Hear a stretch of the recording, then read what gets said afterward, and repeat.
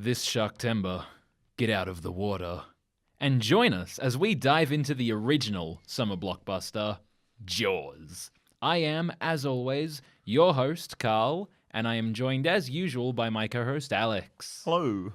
And Alex, this is, like my intro said, the OG blockbuster. Oh, yeah. Or not blockbuster, but summer blockbuster. Yeah, it sort of like created the summer blockbusters as we know them. Yeah. A great fact about Jaws is that before Jaws, like nowadays, when you see a big movie come out, it's typically, you kind of get a lot of movies coming out year-wide these days. But typically in the past, it's been summer is when the big movies come out. That's when you put out the movies that you want to succeed. I mean, like, it still kind of is that way, like, summer and, like, Christmas. Yeah, absolutely. Because, like, you had Infinity War get released this year. Yeah. In May, like, end of May, so it's, like, perfect for summer. And then the year before, you had Star Wars get released at, towards the end of the year, perfect for Christmas. Yeah. And then they released Solo again. That was a bad With poor move. timing. Learn to schedule Disney, please.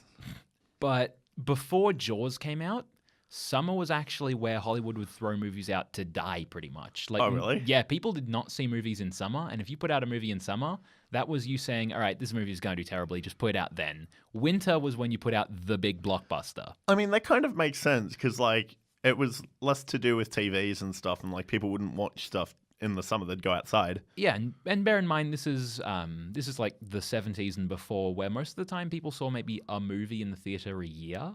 Yeah, okay. You didn't always get people seeing, you don't get like what we do where we see a movie every week, or you didn't have things like Movie Pass back then where you could just see every movie that came out.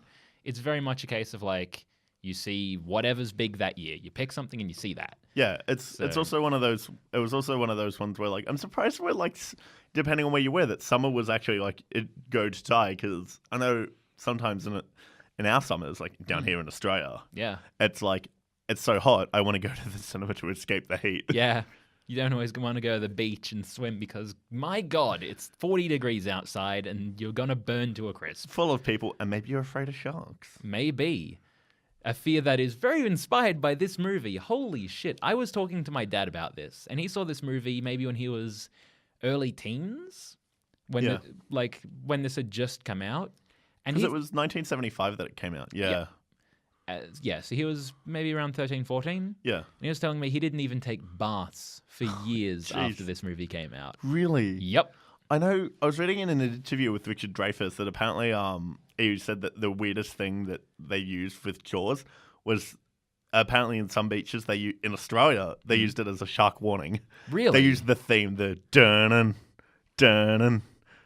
And, like, he's talked to, like, lifesavers who have also said that, like, when they see a shark, they hear it. Oh, my They hear God. that dun-dun. It's John Williams who did Yeah, the it's score John for Williams. this. Yeah. And the theme for Jaws might be the most iconic music ever.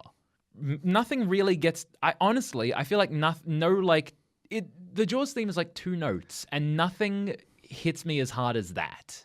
Yeah, like, I'm trying to think of other things, and the only other things I can think of is other stuff by John Williams. John Williams is possibly, like... He's definitely up there as one of the most notable and recognizable... The only other one that I would suggest soundtrack artists. might be the Imperial March. Yeah? That's more really iconic. Like Indiana Jones and, like, Jurassic Park, both iconic. Definitely. Like, But you hear them... You recognize them the second you hear them. But not quite as iconic, and Hedwig's theme even less so. Yeah. The Jaws theme is just so iconic. Yeah. And it stands out so much, and everyone recognizes it. Yeah. I can guarantee you, if I talk to someone if you talk to people who haven't seen Jaws, I guarantee they know that soundtrack. Oh, yeah. They know it so well. It's like, it's played in, like, everything, like, shark-related. Oh, absolutely. It comes across in some parodied version of it will show up in any movie involving a shark. You can't not have it. Yeah, I know it appears in Shark Tale, but we'll get to that later. Yeah, we'll get to that next week. Yeah, Shark Tale's next week. Way to spoil that one. Like, 10 minutes, not even 4 minutes into the show. I just wanted to mention it because it's one of those ones where, like, even in, like, films not directly about a monster shark, it appears. Yeah, absolutely. I feel like even in Finding Nemo, there'd be some iteration of it at some point, like when we first see those sharks. I'm not sure there is. I don't know. because the sharks show up and it's not immediately like, No. oh, fish are friends. Not there's at least Fish a are moment of friends, like, not oh, food. shark, like terrifying moment there. Yeah. So it might be in that. I'll have to double check that. Yeah, no, that actually is something that I'm interested in checking now. Yeah, You're right. The music is iconic. it's incredible. Everything else though kind of fades away except that theme though, like from my memory. Yeah, That dun there are a few things. no. So I've seen Jaws in my life maybe the original Jaws probably 5 times. Yeah. And there are definitely like a few standout moments in this movie. We're gonna need a bigger boat. We're gonna need a bigger boat. It's the animatronic shark on the back of the boat thrashing around. Yeah. Like that wide shot of that. Yeah. It's the moment you see the shark for the first time. Yeah. It's the opening. Yeah. And that's kind of the moments that stand out to me. Not I the think. dolly zoom of him. Oh, the dolly zoom on the beach is that's Yeah. definitely like, at least being a film student, that's a shot I've seen a billion times. Yeah, I remember it's like, this is what a dolly zoom in, and they're like just showing us that clip on repeat every time they explain what a dolly zoom is. You've also done a lot of media stuff. Have you ever used a dolly zoom before? No. I've used one once. It's very difficult. Yeah, I tried. We had to. Problem is, like, without an actual dolly rig, Yeah. I was having to do this thing handheld. Oh, boy. It looked okay. It was a Boy. little shaky, but it looked all right. Boy, why you do this? We thought it would be funny. Okay. This was for like a university exercise and like shooting shots Oh, second okay. year. Oh, okay. Then yeah, it's nothing that major. Yeah, so we were like, why not? Let's just shock reveal dolly zoom. But yeah, like that bit of filming is like incredible. The entire the cinematography of it is fantastic. Yeah. This is a Spielberg movie. And Yeah. Like I was saying, like Steven Spielberg is the inventor of the modern blockbuster, the summer blockbuster. Yeah. He's kind of the most. I feel like Spielberg's definitely up there as one of the most influential directors of cinema. I would argue he is. Yeah, definitely up there. Spielberg's like a god among men. Yeah. I remember seeing earlier, I think earlier this year, articles about like Ready Player One. And how it was like, oh, the death of the modern like, there's something about like being a crappy modern blockbuster. And it's just like, well, Spielberg directed it. He can do whatever he wants now. Like he's in his like, fuck you, I'm rich and old phase. See, and there were movies that I just don't associate with Spielberg, and I don't understand. He's done a wide range and he's done brilliant stuff. Yeah, it's like I don't know why I didn't think about The Goonies, because The Goonies are like classic Spielberg. Yeah. It's even got the actor who played Short Round in it. Yeah. Kind of racist. A little bit. The one Asian kid you know. It was a different time, dude. It was a different time. But like, I remember they were talking about the post straight Hank Spielberg being Oscar bait. Yeah. Didn't do so well though. Nah, you get that. But I remember looking at the cinematographer for Jaws, and he's actually done a few things. Yeah. I forgot what his name was. It's on the tip of my tongue. He's looking it up. It's Bill Butler. Okay. Because he built an entire rig to do the underwater scenes. Oh, one of the things that always fascinates me about filmmaking is how they shoot underwater. Yeah, he built an entire rig so that way they could drop the cameras in. Okay. Yeah, so he did The Rain People for Francis Ford Coppola. Okay. Phyllis Frank by Paul Kaufman. Grease. Oh, nice. He was the DOP for Grease. Child's Play, Anaconda. Oh, Graffiti okay. Bridge. He's done a couple of horror movies. That's nice. 2, 3, and 4 of Rocky. Oh yes. Yeah, he turned down Apocalypse Now. Really? Yeah. Honestly, like Apocalypse Now is a great movie and all, but I'd have probably, if I was a big name, I probably would have considered turning it down too. Did you see you've seen the doco on I've seen the documentary on making that. That was Now. brutal for everyone involved. Yeah, it's a sad story that. He did One Flew Over the Cuckoo's Nest. Okay. Frailty and Funny Money. Yep. Amongst it. So he's got a nominated Academy Award. For One Flew Over a Cuckoo's Nest. Yeah. But yeah, so he's done a few things, and it's actually like a real... And some good stuff in there too, like not just... Yeah. I mean, a little bit of smack, but, you know. Yeah, it was interesting seeing Grease in there, and as well as Child Play. Speaking of some garbage, we saw the Meg last week, and I want to say there's a reference to Jaws that I thought about but didn't quite pick up. I wasn't 100% sure when we were talking about it. But the dog in the Meg's name is Pippin. The dog in Jaws is also named Pippin. That I was watching The Meg, and I was like, where do I know this from? What is wrong with me? Why can't I figure this out? Why is the dog's name Pippin? I know this. And then it's just like, oh, of course, it's the dog in Jaws. Actually, that reminds me of something. The Meg is just bad Jaws, Yeah. including the two sharks. Not only that, there's a moment when I was watching Jaws where I went, hang on, they did that in The Meg. When they send the marine biologist down to the shark cage. Yeah. With like the poison, like the like the spear full of like shark killer poison. Yeah. They did the exact same thing in The Meg, only it worked in The Meg. Yeah, it was also when they had the first shark and they're like, oh, we've got it. It's it. Yeah. And then it's like, this isn't the shark. Instead of them, admittedly, not like the giant megalodon. No, taking it was bite a bit of the more other of one. it's a bit more played out like a more shocking reveal in The Meg. Yeah, Like, but still, I'm like, all right. yeah, The Meg's pretty much like a way scaled up but less good version of Jaws. Yeah, that's definitely a way to it's put action Jaws. Yeah, pretty much. It's action Jaws rather than like the suspenseful Jaws. Yeah, and Jaws is a very suspenseful movie. That's just what that's like. Coming back to that soundtrack, Yeah. it's all about building up. Because I did like how like at some points what was the sailor's name? The Shark Hunter. Yeah, I can't remember his name. Quint. Quint. When he was talking about how he had that tattoo removed of the USS in Indianapolis, Yeah. and how like the sharks were at them for days and that, and I really liked that. Other iconic moments in that movie, at least for me, is the at least iconic lines is the eyes black, lifeless, black like a doll's eyes. To me, that's like second like most iconic line in that movie up there with like you're gonna need a bigger boat. Yeah, it was really interesting watching a lot of these like the shark hunter and the shark The marine biologist, yeah. interact because they have this love of sharks basically, Hooper. but it's in the weirdest way. Yeah, like they have a very different appreciation for sharks, and they're sort of dragged together. Like one of them loves sharks and has this fascination with them. The other has this like, I would say, pretty justified sort of hatred of sharks. Yeah, it was like they both come from like almost a traumatic experience.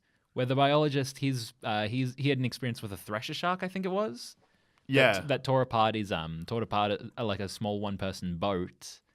Whereas Quint, the shark hunter, who like while you've got the biologist who's dedicated his life to studying sharks, you've got the person who's dedicating his life to killing them because he lost like so many crewmen and had these terrifying close encounters in open ocean with sharks.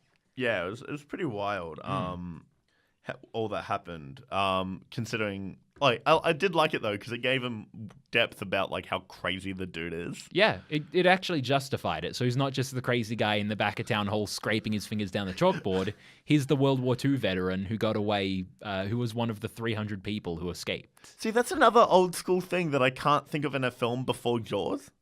Maybe I haven't seen it, like the whole fingernail scraping on the chalkboard. The sudden like person at the back of the hall scraping their fingernails down the chalkboard to get the attention. Yeah, is that another thing that people have just ripped from Jaws? I think so.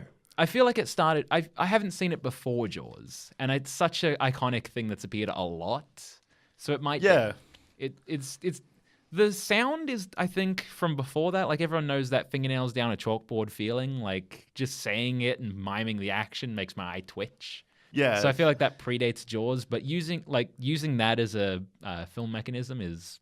Yeah, it's bizarre. Like Jaws. I don't think I've seen it before Jaws. Yeah.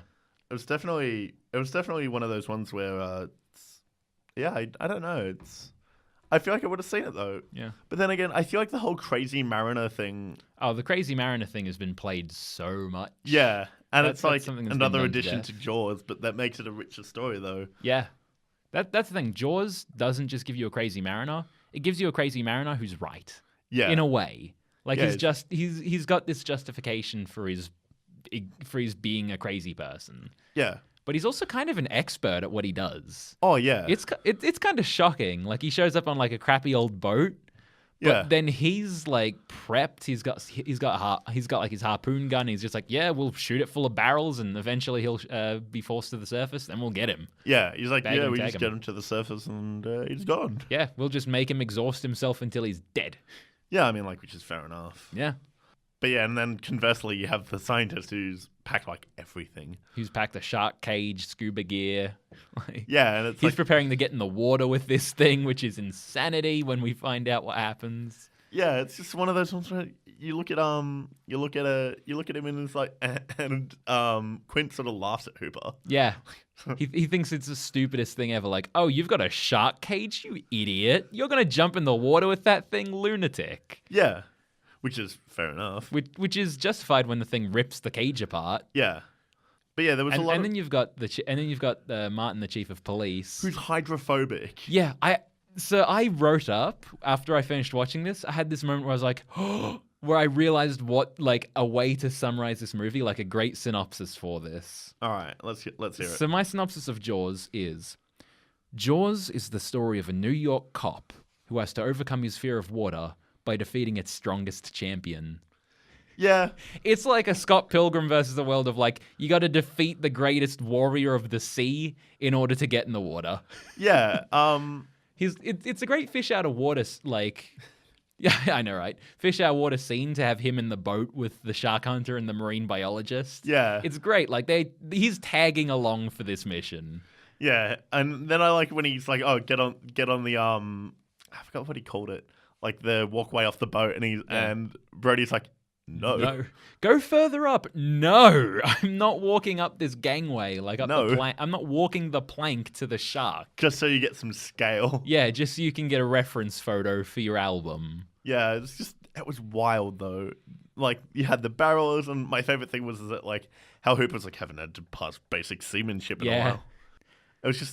I liked it that like there was a lot of depth to the characters. Yeah. Like how Hooper was rich, and they mentioned it like at the beginning, but never again.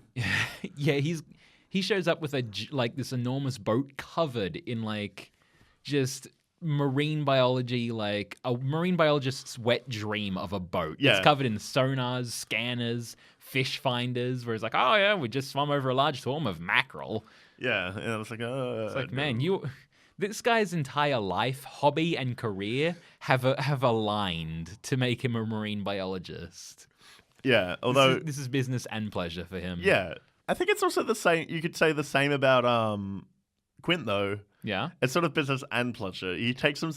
It's more of a dark pleasure out of hunting sharks. You can see, you can definitely see the way he takes trophies from them, where Yeah. he's keeping the jawbones. Yeah, and he's boiling them to clear them of the meat. Yeah, and- you can definitely tell he's getting some satisfaction out of it. The way the orca has like a shark, has like a tiger shark's jawbone, Yeah. basically mounted as a trophy to the prow. yeah, That's just ways of showing like, yeah, he's definitely taking, he's getting some like satisfaction out of this in some way.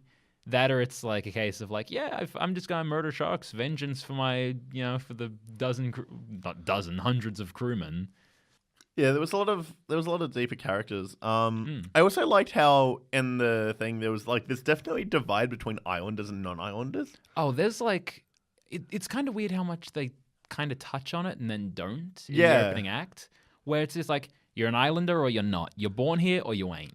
Yeah, It's kind of weird how much they put a little bit of focus on it at the beginning. yeah. And then I think that's like when Brody tries to close the beach. That's definitely something about why he receives pushback from the mayor. And the mayor even flat out says as much in the scene where Yeah. we meet him, where he's like, hey, it's your first week on the job. What are you doing? Yeah, and it's like you're not an islander. Like, jog on. Yeah, keep moving, pal. You ain't closing the beach. Let me lay down the law for you. Like the mayor gives him a shakedown at the beginning of this movie, saying, you are not closing the beaches. The beach is needed for tourism. Yeah, and then someone dies, and it's like, ooh. And better then close that many beach. people die. And then it's still only close it for 24 hours. Yeah. And it's like, what are you doing, man? There's a moment where I kind of got a bit confused here because the mayor has these whole like, yeah, we need to be open for the 4th of July in the weekend. No issues about that. And then he's walking the beach on the 4th of July, and there's a moment where he's like, get in the water, pal. Yeah. Take a swim. No one's swimming. Yeah. Ferries have already shown up bringing droves of people across to the island. He doesn't need people. He's not paid. Like, tourism isn't paid per swimmer. They're not jumping into the water Yeah. and dropping money into a toll meter. Like, oh, if you want to take a swim, chuck a couple of coins in there, tap on. Tap on and touch on. Yeah. But I think it's definitely to do with something about repeat tourism, though.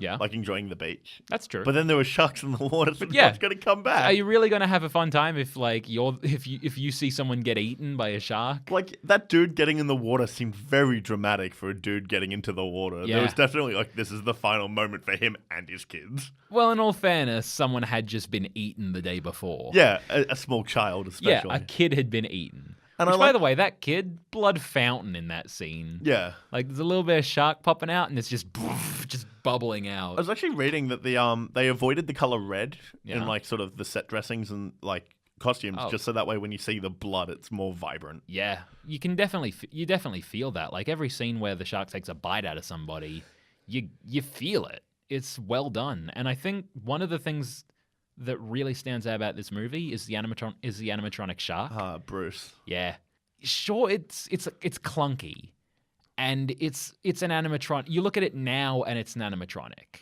and Yeah. you know that, and you get that, you understand that. But there's something about it Yeah. that you don't get with any other shark movie. No. Where there's physical presence with it. Yeah. When you see it swimming next to the boat, the way the water moves, it just feels so much more real. Than any other shark movie I've seen. Oh, yeah. Like, there's plenty of killer shark movies, there's but they're heaps. all CG. Yeah, all the sharks are CGI, Yeah. and it's not as good. And even with The Meg, which is a huge blockbuster movie, I still didn't feel the same measure Yeah. of terror and Yeah. the same feeling of fear as I do with Jaws. It's just so much more real and present. See, this comes back to Spielberg's, like, sort of traits again, when he uses a lot of physical special effects rather than computer special effects. Yeah. It's like why Jurassic Park holds up Yeah. is because most of it is legitimate special effects. It's Yeah. like the animatronic dinosaurs. And like, you look at them and they're obviously interacting with something, and Yeah. like the CGI ones in the background are fine. There's just something about having physical presence. Like, it doesn't matter how real and how many passes you do over CG and how much subsurface scattering you do and all this. There's just something about something being there and existing in the scene Yeah. that just makes it feel so much more tangible. I found that actors generally act better. Yeah. And as well as I don't know, because like It's having a reference point. once you start making things look too real, you get into the uncanny valley, and A it just little looks bit. awful. But it's a balancing act with CG. Yeah, stuff. that's with- what I with- mean. yeah, with an animatronic, you can just paint it till it looks right. Yeah. Yeah, you just paint it till it looks right, and then people are like, "Oh shit, you got a shark here, boy. Yeah. Better not eat me." Yeah, the shark. The shark was impressive, Yeah. I will admit, and I did like. I only saw it as a side note from all the issues that they had with the damn shark. Yeah. As it turns out, putting a giant animatronic monster shark in water Doesn't work out. isn't well. as easy as you'd hope. Yeah, you gotta waterproof that stuff, boy. Yeah. But as it turns out, that made for a better movie. Yeah, it made it a more horror vibe. Yeah. Hiding the shark until the second and a half, third act is genius, because not being able to see the monster is always so much more frightening. And it makes that moment when they cut open the tiger shark Yeah. feel just that little bit stronger, because it's like, it could be that. You don't know. It's just what's been pulled out of the water. We haven't seen anything to disprove that until we see the marine biologist going, listen, that's a different shark. That's not the same one. Yeah. We wouldn't, we haven't been shown the monster, so we can't disprove that ourselves. I like how they just cut up the shark without not telling anyone. Like, yeah, we're gonna do it. Hey, he's the chief of police. He can do whatever he wants. That's actually a line he gives. Not according to the mayor, Yeah. whose Although- suits are really weird. I Like the will little anchors. I will say, the mayor with his point about the tiger shark, when they're like, yeah, I'm not letting you do a hack job autopsy right here, right now. That's fair enough. He actually has a good point there. If they pull the kid out, Jesus. I get that there's the suggestion that he's doing it just so that the mayor's kind of hoping that it's gonna, Yeah. that would be, the mayor's hoping that that's the right shark. Yeah, And but he also- doesn't want to be proven wrong. So Yeah. he's not going to let them, because if they do, then he's like, well, fuck, now I have to. But I get the feeling that he also doesn't want to be proven right in the middle of the day. And at the same time, you can agree with him that Yeah. fishing out half a child Yeah, from and that girl. a digested person in the middle of the day on a beach full of people, including children and the eaten boy's mother, No one's gonna get back in the water. probably not a good bet. probably best to save it until a little bit later, or like do it in private. Or take it the shark- away. Yeah, take the shark away, then hack it open. They do have a good, accurate point though that I really like about the tiger shark when they cut it open and just start pulling out garbage. Yeah. Where they mention that tiger sharks are like a living garbage can. They are. Yeah. Tiger sharks are like, you hack open a tiger shark and they're known to just eat garbage. Like you find license plates in them, you find cans, you find just the weirdest crap. Are tiger sharks the one that go into rivers? No, that's bull sharks. Couldn't remember which one was which. Yeah, bull sharks are the ones that are river faring as well, which is horrifying to me. But they're not that big. They're not huge, but they've still been known to they can take a bite of swimmers every now and again. Take a bite of swimmers, but definitely not going to eat you whole. Yeah. But yeah, no, I think I want to talk about how this film sort of changed perceptions of sharks. Yeah. And it's led to a lot of different sorts of shark movies, including the Meg, as we watched last week and spoke about. There's something about sharks that seems to get people, and I think there's a lot of reasons why, but I think Jaws has a part to play. Yeah. Jaws definitely puts something in people in like the cultural psyche. I don't think sharks were that terrifying a thing in society until this movie. Yeah. Like, sure, shark in the water, scary. Like, naturally, you're going to clear the beach when you see a shark floating around in the water. You don't want to get it. You don't want people getting eaten. But see, this movie coming out, I feel like has really put something in society. Like, this is one of those most influential films in society where it's really affected people in legitimate ways decades on. Yeah. Like I was saying, and makes you think about sharks. Instantly. Like how the surf lifesavers hear it when they see a shark. Yeah. But also, I think might have been Richard Dreyfuss that started up the Shark Preservation Society. Yeah. Like, or helps fund them because he feels kind of bad about what Jaws did. Yeah, because this I don't have any stats, but I know this definitely contributed to shark culling. Yeah, I definitely remember. Reading that it did have a part to play. Because it's just one of those ones where they definitely there's articles about how Jaws killed sharks. Yeah, absolutely. And there's a lot of like sharks are a beautiful, majestic creature. They're an apex predator. Of course, they're like terrifying creatures. But it's unfortunate that the perception of them is just man-eaters. And this film very much portrays them in that way. All right, I got a stat for you. Shoot. In 2014, the amount of humans killed by sharks was 7. Yep. Sharks killed by humans, 63 million to 274 million. Yep. It's a lot. But yeah, but one of the things it also points out is that Jaws put a lot of sharks together, like in the cultural psyche. Yeah. Like, even though in the film, if you watch it, they're like, oh no, the sharks are fine. Yeah. Like Mako's not or Mako as they pronounce it. Brisbane. Yeah, that hurt me on the inside.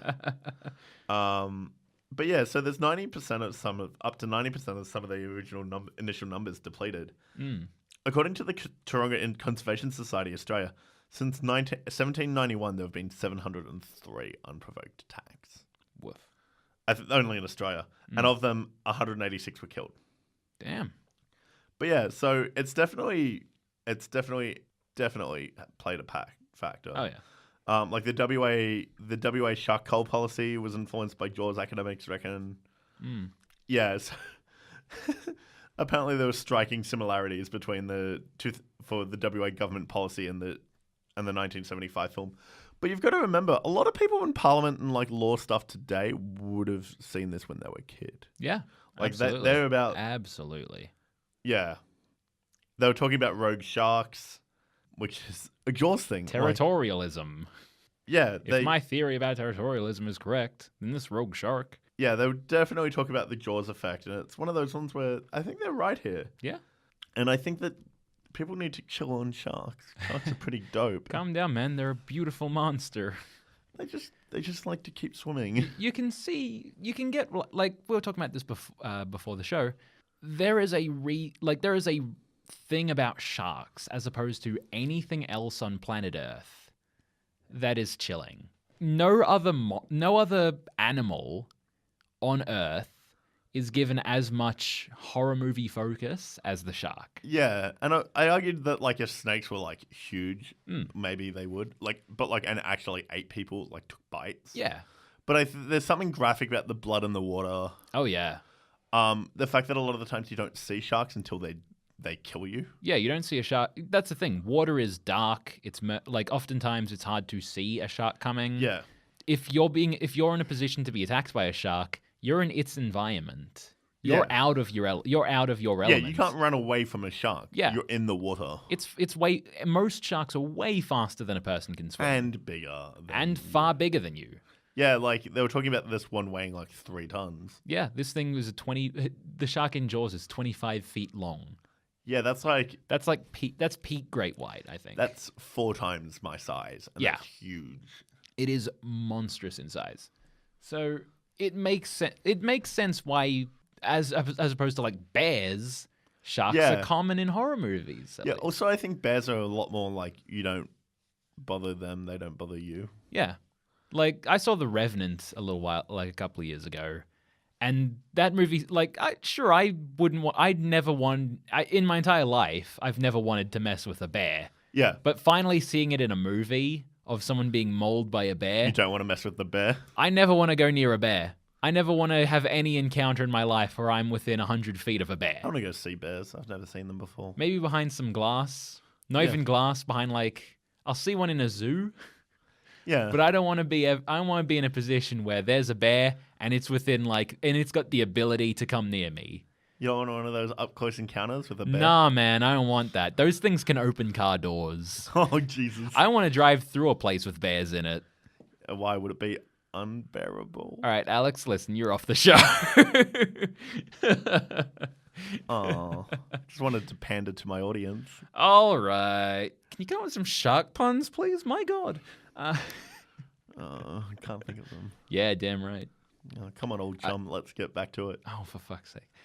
Speaking of chum, one of my favorite lines, like rewatching this movie and having a good focus on it, one of my favorite lines, like just throwaway little things in there, is those 2 guys going out onto the pier at night trying to fish for this shark. Yeah, it's fine. And they've cleared out like this guy's wife's freezer full of meat, and he's like, I hope we get this shark.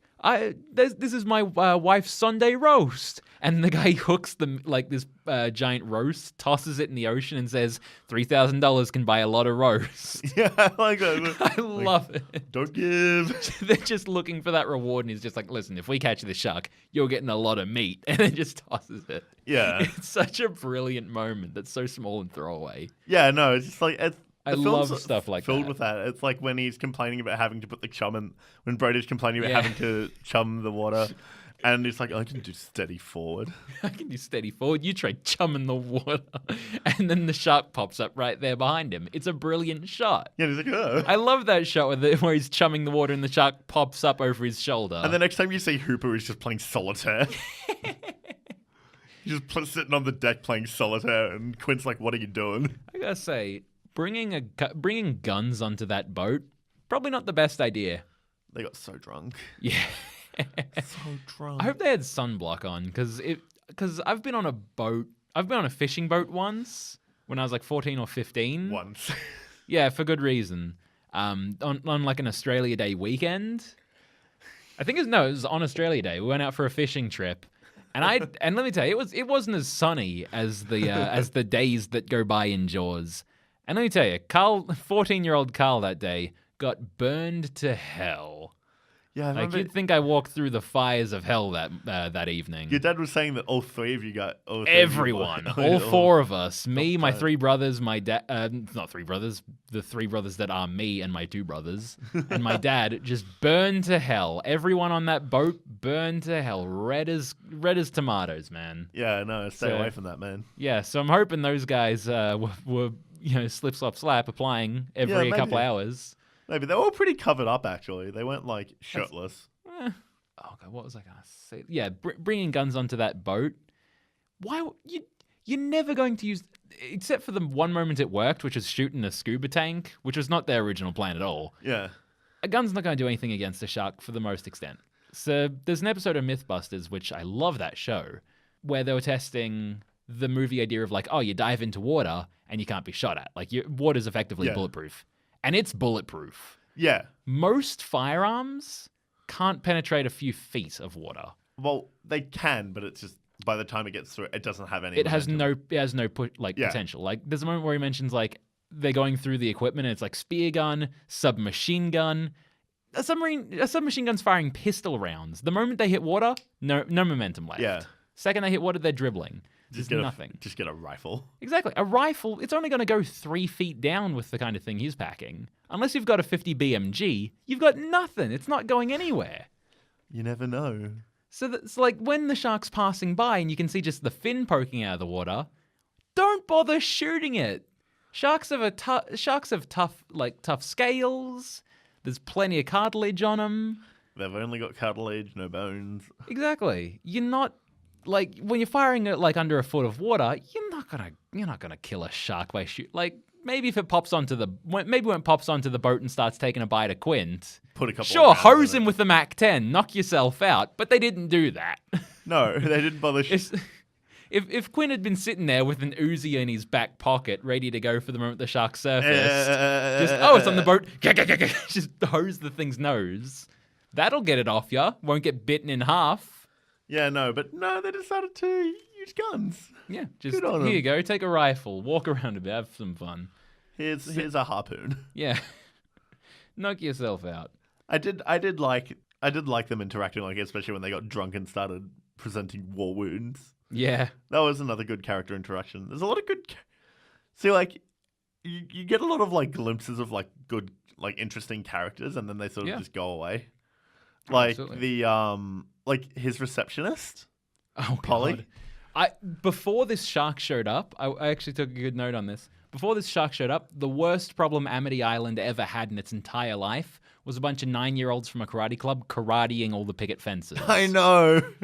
Nothing before this moment has ever disturbed Amity Island. Yeah, like, it's one of those ones where, like, he's the chief of police, and people are like, yeah, this guy's parked incorrectly in front of my shop. Yeah. You want to do something?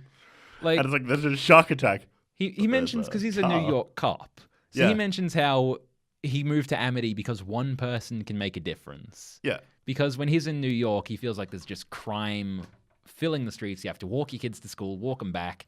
It's dangerous, and he can't contribute. He can't change anything in any way. Yeah. Whereas in Amity, it's such a small place, And there's no murders. They mention no murders or theft. no murders. I'm not sure about the theft. I think that was a line there. Yeah, there was definitely no murders and no something else. Yeah.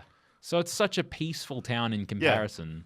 Where that's a good reason for him to move, is because he can contribute, can make a difference to the city. Yeah, and town. Then become the chief of police. Chief of police.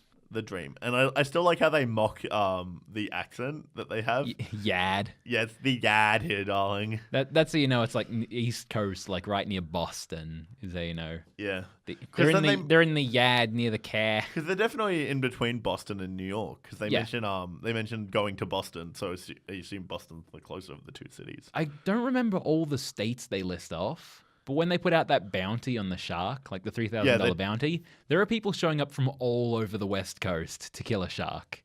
East Coast. Yeah, East Coast, sorry. Yeah, no East one Coast. comes to the West Coast. No, West Coast is California. Yeah, there was definitely, like, they mentioned Rhode Island, Massachusetts. Connecticut. Yeah, Connecticut. I think maybe Virginia you got to mention. Maybe you're just thinking about the East Coast in general. Maybe. But yeah. Georgia, South Carolina. North Carolina didn't show up.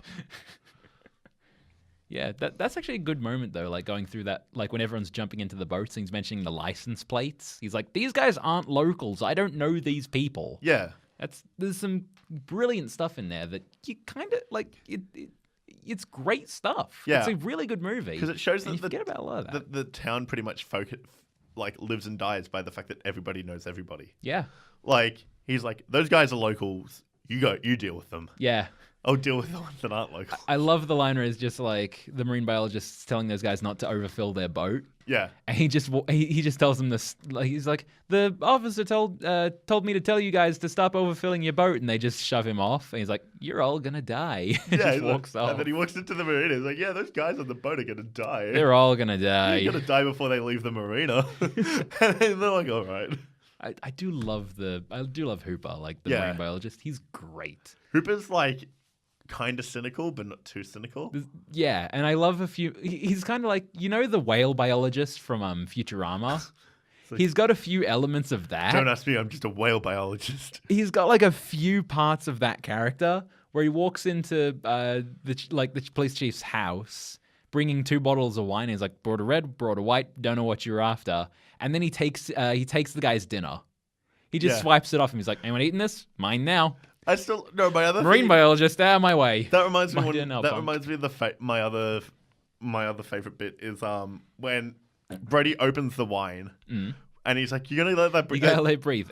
And he just pours a glass. He pours 2 glasses and a tumbler of wine. Like one wine glass. Like he pours one for his wife, one for for Hooper. Hooper, like, who just tries to stop him. Because before that, it's not just a tall tumbler, not just a short tumbler. It's a tall tumbler. It's a big glass full of wine. Yeah, he just fills an entire drinking glass of wine and then starts drinking it. And Hooper's just looking at him like, "What? All right, all right. Guess you don't have any other glassware. That's cool."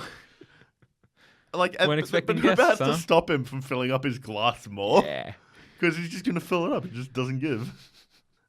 I just like how there's all this there's, like I was saying earlier, there's a lot of depth to these characters that just doesn't come out. Yeah.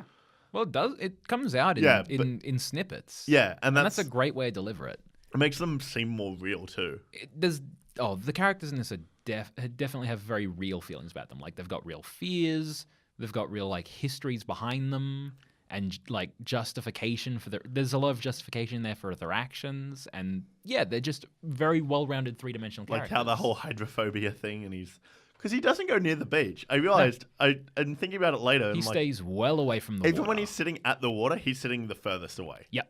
He's barely on the sand. Yeah, he never goes near I was going to say the surf, but there isn't any surf in this movie. Amity Island has the stillest beach ever.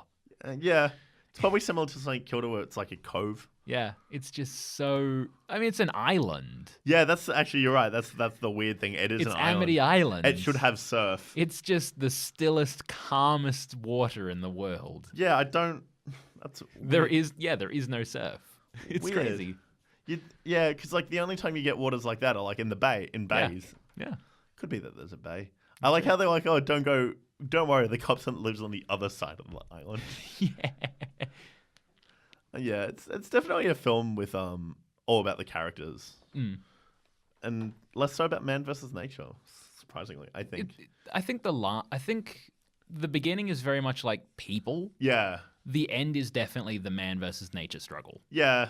The beginning is kind of almost bureaucracy at work. Yeah, and it's where you've got this political fight between the chief of police and the mayor. Yeah, where one of them's trying to keep the beaches open and the other's trying to close them. One's thinking about his town, keeping business alive, and the other's thinking about the people and keeping the people alive. And then the mother has a go at him, Brody, because he's like, "You didn't close the beach," and it's like, I tried to. I put in my 2 cents. I tried. Yeah. Oh well, it's definitely a good film, and if you haven't seen Jaws, watch Jaws. Yeah, watch it. This Sharktember, watch Jaws. It's easy to watch. It's on Prime Video. I'm pretty sure Netflix. It's on Netflix now. You've probably go to your local Blockbuster. I'm assuming they'll still have some copies of it if Blockbuster still exists anymore. There used to be one near me that closed this year. Yeah, no. So the my local video shop closed this year too. Got some sweet DVDs. So we've covered 2 killer shark movies. So we've done the giant killer shark movie and the original killer shark movie. Next week we're going to do something very different, where we're taking a stab at a movie that doesn't present us with the killer monster, and there's also an animated movie, and we're doing Shark Tale. Yeah, the sharks still are killers, but they're not blind killers. They're more the mob. Yeah, it's the Godfather shark. Yeah. So yeah, that's next week. That's next week. We'll see you then for Shark Tale.